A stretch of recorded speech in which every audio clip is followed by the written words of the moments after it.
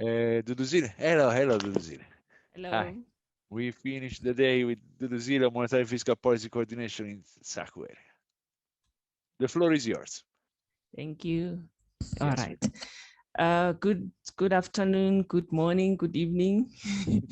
I know we have different. Yes, my name is Duduzile Ndlovu. I'm a researcher at the University of the Free State. I'm going to talk about the preliminary study on monetary and fiscal policy coordination in the SACU area. I'm saying preliminary because it's very introductory. Yeah. So what I'm going to cover is just introduction, trying to motivate the study, and some objectives, and then a bit of literature, then the methodology, then the results, and the concluding remarks of what I have so far. So the main motivation, of which I'm not going to dwell much on, is really why we want to focus on the monetary and fiscal policy interaction. These, as we have seen from the previous speakers, that these policies, they interact a lot. They do not operate independently. There is some interaction. So I would like to look at that. The main focus also being that these monetary and fiscal policy makers, they use different policy instruments, but at the end of the day, they want to achieve the policy objectives that are interlinked. So fiscal policy can have an effect on monetary policy or vice versa. So my focus is on the SACU region, which is the Southern African Customs area. It's a customs union which comprises of South Africa and Botswana, Lesotho, Namibia, and Swaziland. The main focus, my main attraction of this was the dominance of South Africa in this region. So it kind of formulates an asymmetric monetary union. I'm saying it's an asymmetric monetary union because there has been a focus on, or arguments of, whether is it a full monetary union or not. So it's an asymmetric because it has not been formalized. But informally, most of us, I think, would agree that this is some form of monetary union because South Africa dominates in setting up the monetary policy. So the other countries just kind of follow what South Africa is doing. But with that said, the member countries are responsible for their fiscal policies. And my main focus is to see how this dominance of South Africa in terms of monetary policy and fiscal policy, how dominant is it in the fiscal policies and monetary policies of the smaller countries. So when I'm saying smaller countries, I'm referring to the other four. So this is mainly my focus of the talk today. I would like to evaluate how the monetary and fiscal policies interact within individual. I'm going to talk also about the domestic interaction, but the main attraction is on the dominance of South Africa on the other smaller countries. So we have what we refer to as horizontal interaction, where we are asking ourselves, is there a is there fiscal policy coordination? When we're talking of fiscal policy coordination here, does South Africa, do the policies in Botswana, Lesotho, and Namibia and Swaziland, do they react to the fiscal policy of South Africa? That's what I'm referring to when I'm talking of fiscal policy coordination. I'm going to explain a bit on the terminology here. And then there is the vertical interaction, which is the monetary fiscal policy coordination. How does the South African monetary policy coordinate or interact with the fiscal policies of the smaller countries? So just to define coordination and non-coordination, my definition of coordination, I'm basically referring to the systematic or harmonized interaction of the policies, because in literature, most of the literature defines coordination as the joint setting of policies, which is not likely in this region because there is, in South Africa already, there is a constitution, which I think is a constitution of 1996, which kind of prohibits this joint setting of objectives between the monetary and the fiscal policy makers. So my definition of coordination here looks at the policy where we are looking at the policies that move in the same direction. Do the both policies pursue expansionary, or are they both contractionary? So that's the term of coordination that I'm referring to.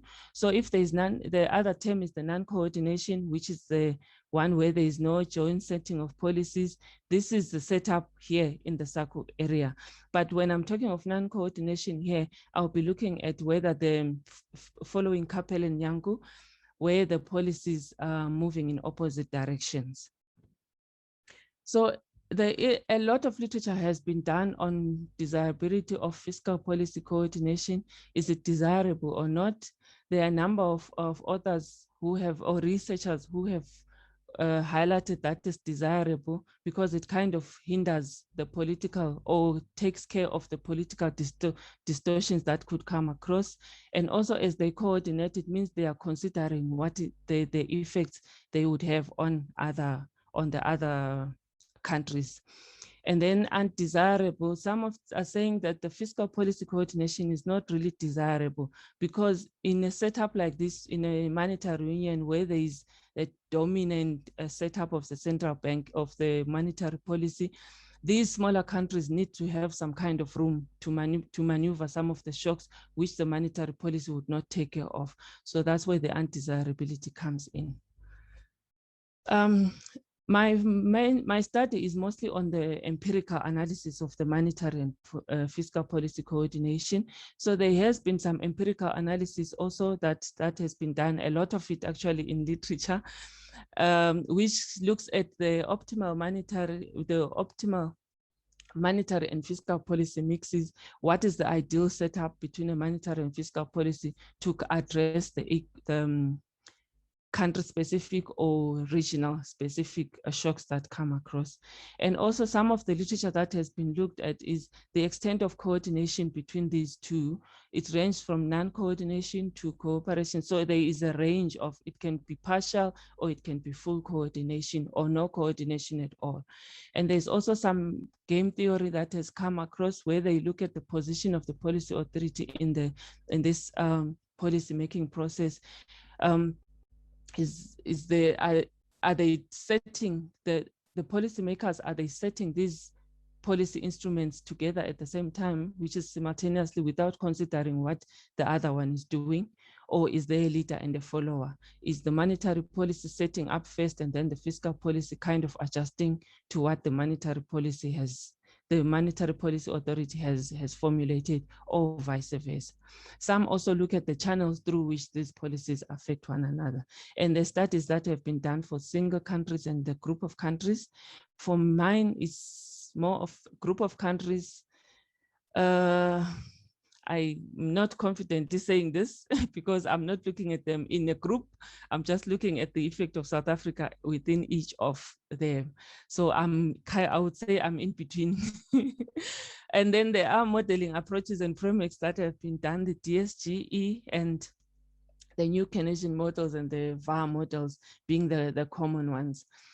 For my study, I'm looking at I'm estimating simple monetary and policy reaction functions, of which Yanko and Kapel, Davik and Lipa, and Melitz and Wyplos they've referred to. The first two researchers here, or two papers here, they derived their monetary policy reaction functions via the game theory. So they did some strategic interactions and then derived the monetary policy reaction functions. But for me, I just looked at the variables that come into the reaction functions and put them together to estimate this in a simple multivariate regression analysis. So what I have here, the first equation here is the monetary policy reaction function, where my dependent variable is the interest rate, which is the monetary policy instrument. So how does this react to the fiscal policy the domestic one, and also the South African one. So the J here refers to the B, Botswana, Lesotho, Swaziland, and Namibia. So I estimate individually for each of the countries. So what makes it inter-country in a way is that I incorporate South African variables into their domestic equations. Then the government, this is the fiscal policy reaction function, which is the GT. I use government expenditure. I struggled with government revenue. I struggled with data a lot. That's why I ended up starting with, I had high expectations of doing a lot with this paper, but because of data restrictions, I could only work on this, start here, going forward, hoping to do more as I go on. So the fiscal policy instrument that I settled for was the government expenditure one. So here I look at how this government expenditure of these small countries reacts to the interest rate, which is the monetary policy instrument of the, or how it adjusts to the monetary policy instrument of South Africa and also of the domestic one.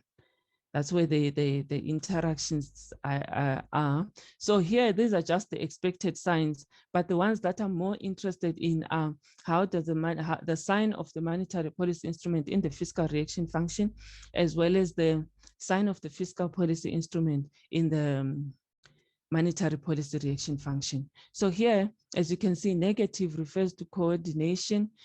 So here, when I'm talking of the negative sign, it means they are both expansionary, because with expansionary, an increase in a decrease in the interest rate is associated with an increase in the government expenditure. So hence the negative sign. And then when they are conflicting, it means one is expansionary and the other one is contractionary.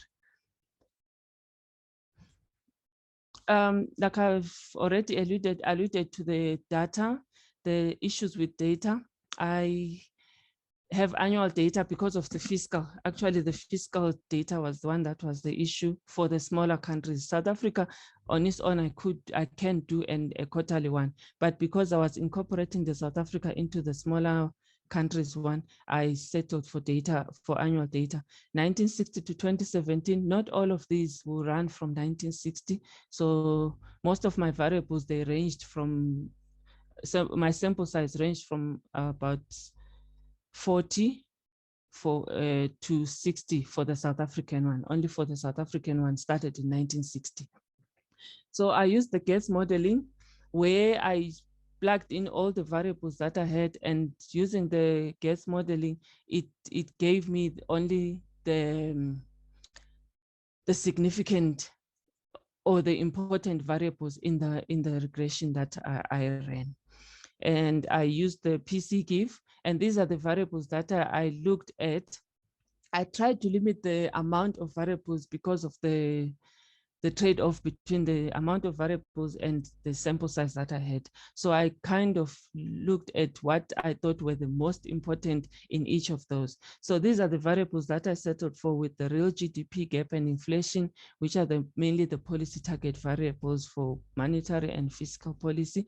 And then the discount rate, this is the nominal discount rate, which is which will represent the monetary policy instrument here. And then the debt to GDP ratio, and the government expenditure also is to GDP ratio. And then I also included the exchange rates. And I did my preliminary test to determine the stationarity of these variables. And all the monetary variables were stationary. And those that were not stationary, I used the difference.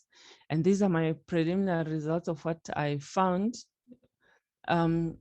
So the first column, these are the independent variables that I included. As you can see, the exchange rate was not significant in any of them, so I did not include it here.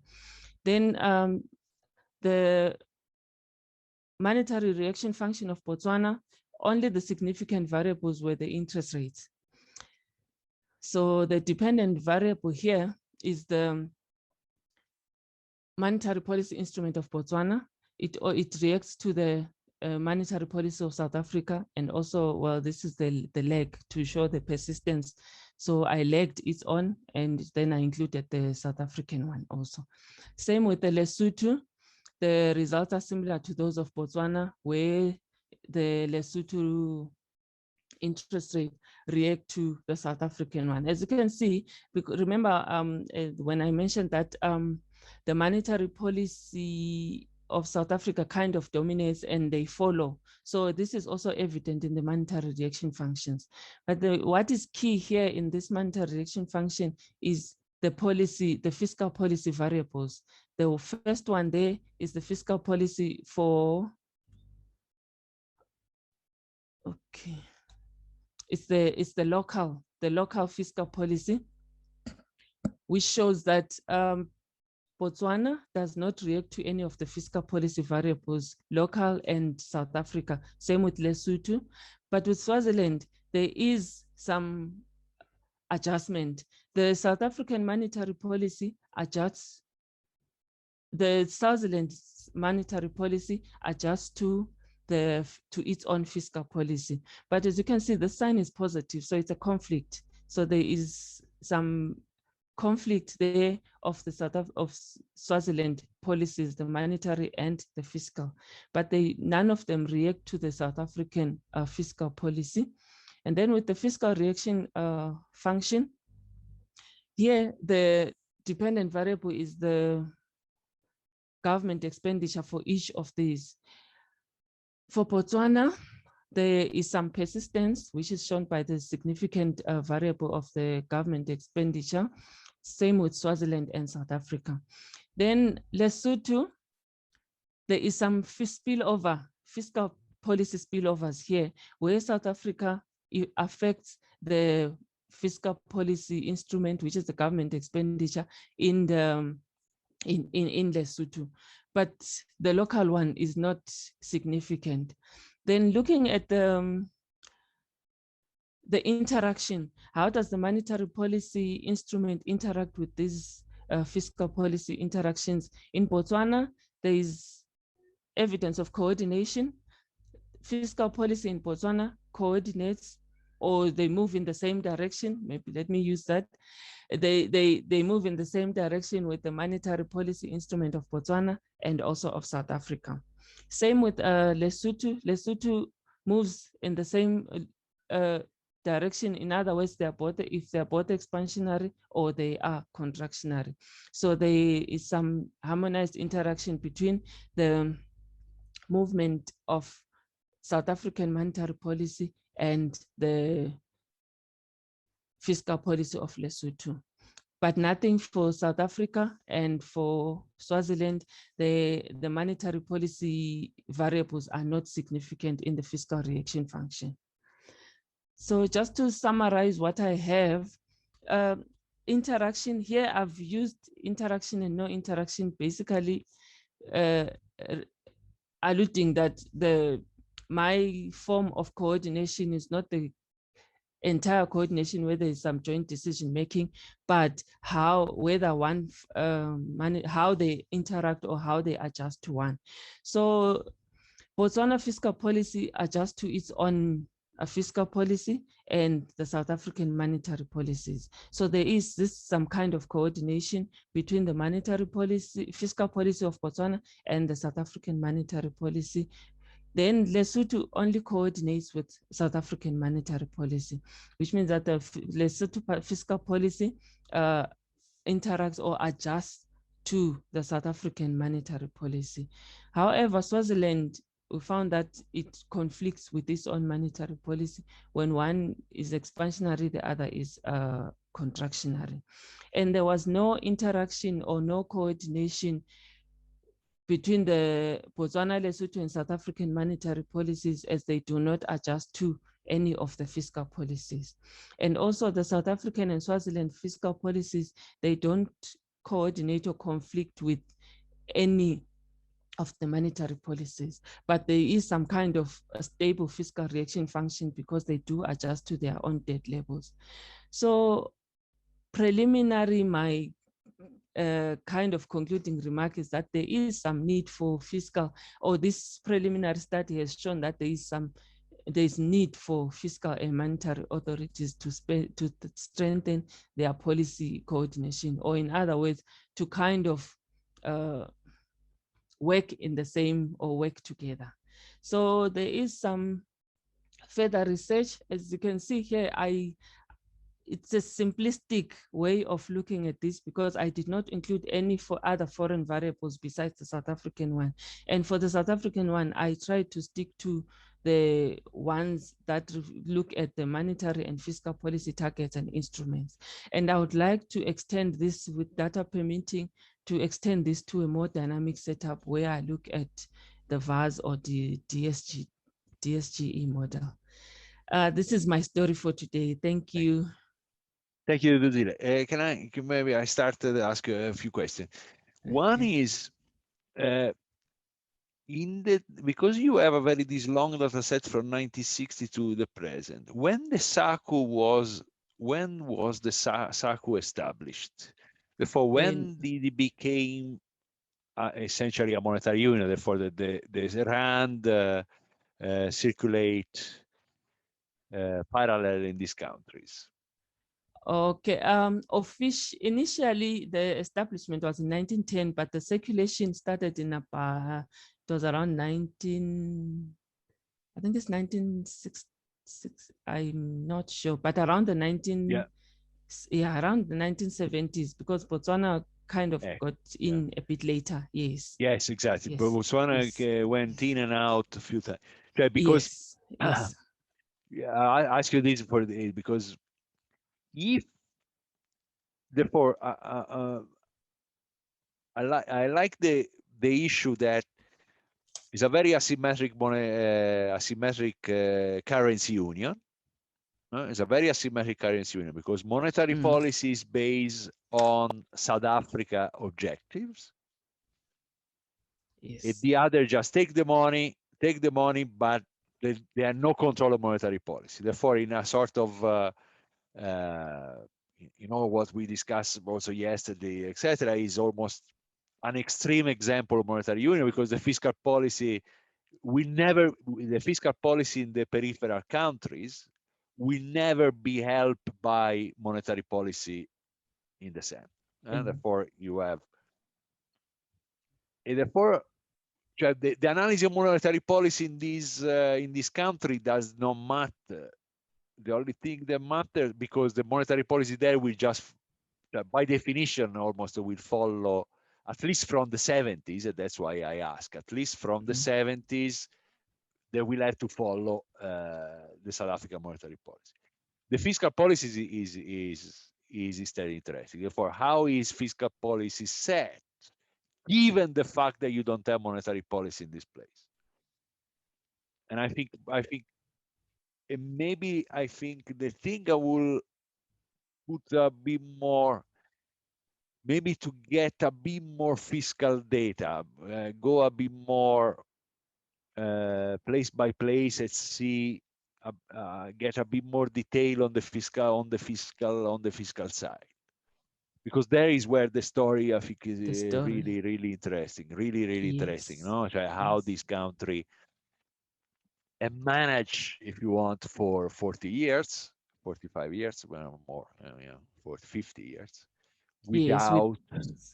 without monetary policy. Therefore, see how fiscal policy in this country, like you did, react to the South African variable. Therefore, they have just to follow. They can operate their own policy. I think that the monetary policy is less informative, because the monetary policy they have to follow. They use the RAND. Therefore, and the other question is, why you don't have Namibia? Oh yes, I had to drop Namibia because the government expenditure started in 1990. The sample size was sure. It was way small. Yes. Sorry, I forgot to mention that, but I had to drop it. Yes. Would be but maybe from the 1990 would be good for everybody. Maybe you can use more panel. Maybe you use the panel Instead to have the individual country, what you have is, you use a bit the cross section to help you in the time series. Okay. By having from the 90, at least we avoid Hilton, Roy Hilton. Yeah, you can come in. Hi, Duduzile. Yeah, Hi, Hilton. thank you for the presentation. So quickly, the fiscal transfer rules. So as far as I understand, the share of government revenue in Botswana, Namibia, Lesotho, and Swaziland is very large for the tariffs, right? So South Africa collects the import tariffs and then distributes this. So the rule that distributes these revenues to these countries, one, what are the relative shares in their overall government revenue? And has this changed over time? And to what extent does it change? Or is it fairly constant? So maybe if you can just speak to that, because I think it's quite surprising, right? If we assume South Africa is the hegemon, well, it is, okay? And what's happening in South Africa is kind of spilling over everywhere. You would expect, and given that the government revenues of the SACU countries, excluding South Africa, well, let's just ignore South Africa, will be highly dependent on the business cycle, and especially on how much is being exported and imported in the trade side. And so then it's quite surprising, right, that you don't see a significant coefficient for the output in South Africa on the fiscal reaction functions of the other countries, except for Botswana. So maybe just speak to that. Did you think about these transfer rules and how they might affect fiscal policy decision making in the SACU countries, given that their revenue shares might be changing in these rules? And yeah, if you just comment on that. Okay, thank you, Hilton, for that comment. That you have given me something to think about. I did look at the shares, like the relative weights of the SACU revenue, but I did not go into detail on it. I first just wanted to see what this data said, but I have to think more about this. What is the composition of the SACU revenue share? But I know that in my reading of late, now the smaller countries are kind of getting more, a larger percentage than what South Africa is actually getting. So there's also a debate also around that, the weighting of the SACU revenues, South Africa being like, okay, I'm collecting, but I'm not getting much, I'm just giving. So they kind of riding and this is interesting. There's cross-subsidization, but I don't know to what extent. I didn't want to say it because I wasn't 100% sure. But this is like fiscal policy on the behalf of South Africa for these periphery countries, so to speak. So I think the avenue of thinking about how fiscal policy decision-making in South Africa actually coordinates with or interacts with fiscal policy in other countries is very interesting. I haven't thought about that actually before. I think I would have gotten more if I had included the revenue side of fiscal policy, because that's where the largest link is from the import and the SACU revenue. So, but because of the data set, but what Nicola said, that I can do a panel, because total government revenue data is available from the 90s. So maybe in a panel setup, we could see something there when I include the revenue side of it. Roy? Yeah, thanks very much for an interesting presentation. I mean, my question relates to relative prices. So my understanding is that in some of the SACU countries, actually prices have different trajectories, in part because of different fiscal policy choices, but also because of different, a whole range of different country-specific things. And so I wondered to what extent that also has an implication on the model. So basically different inflation rates, The deflation, okay. This also speaks to the dominance of South Africa in the monetary policy, it kind of drives the inflationary movement also in the smaller countries. I had not thought about them having that much of a difference really, because in the monetary side of it, the price developments kind of follow what the South African side is doing. But that's something to think about going forward. Yes. More question? Romain, yes. So yeah, very interesting. So maybe something also just try to, because I think here you still need to clarify your research question and try to, I'm not sure about the interdependence of monetary policy, because this was by facto. This was something decided. I think the way like Nicola was suggesting to see how much room is still available for fiscal policy to stabilize. So you could look at, I don't know, some shocks and see how the country are responding to South African versus, I don't know, domestic shock, how they manage. Possibly they are using some fiscal policy tools. And then something also I was wondering is whether they finance most of the debt in South Africa. And there they have, I think, an additional constraint on the fiscal policy, because they will be subject to liquidity. I guess there is no longer an exchange rate between the currency and South Africa currency. So they may have this. It might be interesting to see how you can model this and the challenge they pose for fiscal policy in these small countries. So they will be subject to sudden stop, this type of things, and maybe it might be interesting to study and first understand when it happened and try to model. So otherwise, very, very interesting. Interesting. Thank you so much, Romain, for that input. This last element, this thing that Romain was saying is interesting, because how do they finance their debt? Do they go to the market, or where do they, for example, Swaziland, or where do they finance their debt? They do it through international organization. Is to the South African government. Therefore, that one impose another constraint. For how strong is the budget constraint at which they have to react, or how much instead is less constrained by implicit guarantee by South Africa. Therefore, they might go to the market, but there is an implicit guarantee by South Africa or by some international organization. That could be something that help you to clarify the origin of the effect. That would be, was interesting. Oh, okay. Thank you. Thank you so much, Nicola. Thank you. Yes. Thank you.